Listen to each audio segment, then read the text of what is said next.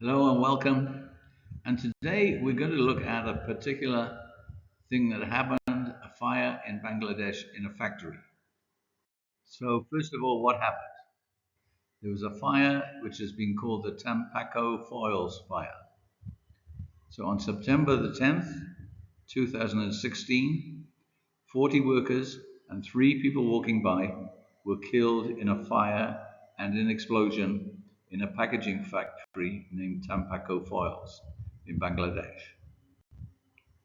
Another 40 people were injured, and seven workers' bodies were never found.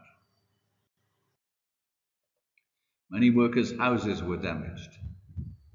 At 6 a.m., after an explosion in the factory, the ceiling and walls of the factory collapsed.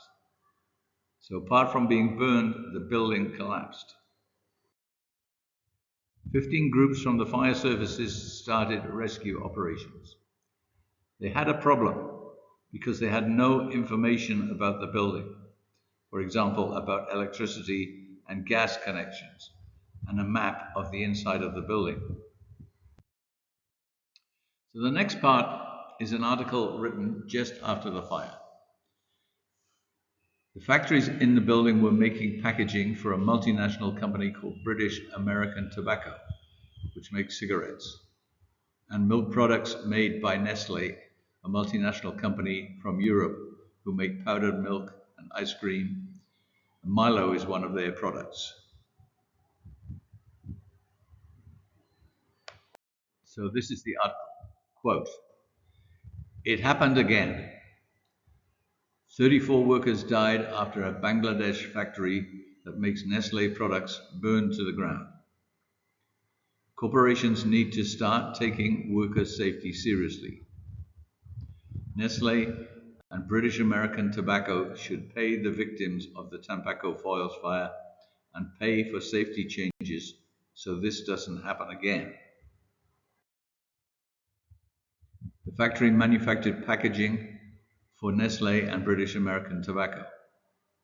This avoidable incident was yet another reminder that super-rich multinational corporations like Nestle still put profit before people's lives and aren't doing enough to make sure the people they buy from treat workers safely and fairly.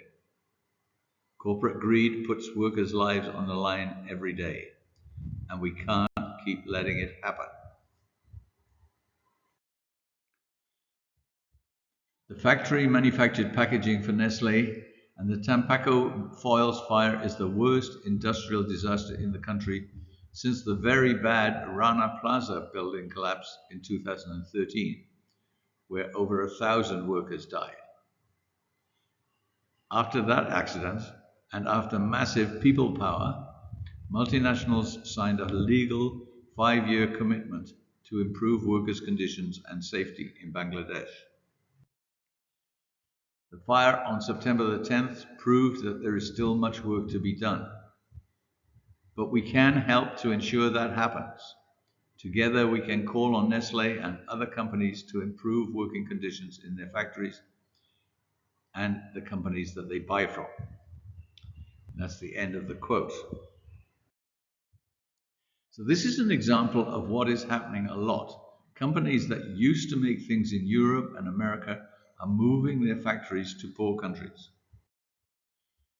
They move their factory because wages are lower and safety standards are very low. This is one of the things that Donald Trump doesn't like, and many of the people who have lost their jobs in America vote for him. But for the poor countries, it helps people get jobs. Even when there are laws, they are often not followed because of corruption. In this fire, and also the earlier Rana Plaza accident in 2013, the building collapsed because it was not built properly to make it cheaper.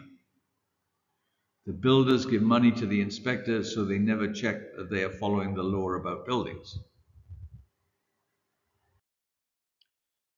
Many people, like the people who wrote the article quoted above, argue that the multinationals who buy stuff from factories like this should make sure they are safe. The multinationals say, it's not our factory.